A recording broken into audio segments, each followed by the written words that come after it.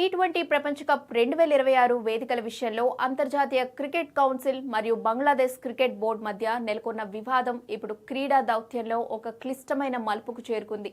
భారత్లో జరగనున్న ఈ మెగా టోర్నీలో పాల్గొనేందుకు తమ జట్టును పంపే ప్రసక్తే లేదని బంగ్లాదేశ్ క్రికెట్ బోర్డు తన తాజా అధికారిక ప్రకటనలో కుండబద్దలు కొట్టింది. ఐసీసీతో జరిగిన కీలక చర్చల సందర్భంగా బంగ్లాదేశ్ ప్రతినిధులు తమ భద్రతాపరమైన ఆందోళనలను అత్యంత తీవ్రంగా వ్యక్తం చేశారు.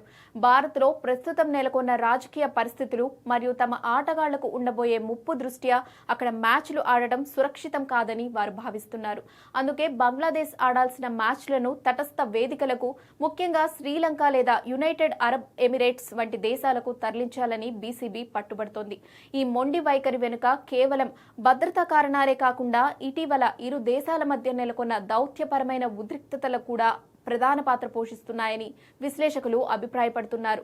ఒకవేళ ఐసీసీ ఈ అభ్యర్థనను తోసిపుచ్చితే బంగ్లాదేశ్ టోర్నీని బహిష్కరించే అవకాశాలు కూడా మెండుగా ఉన్నాయి.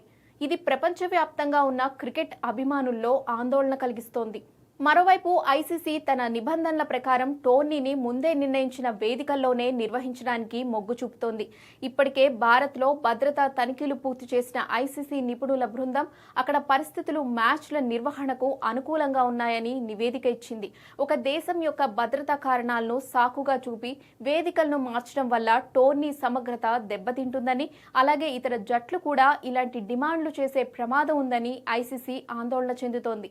అయితే బీసీబీ మాత్రం తమ వాదనను వెనక్కి తీసుకోవడం లేదు. మా ఆటగాళ్ల రక్షణే మాకు ముఖ్యం, అందుకే భారత్ వెలుపల మ్యాచ్లు నిర్వహించాలని కోరుతున్నాం అని తమ ప్రకటనలో స్పష్టం చేసింది.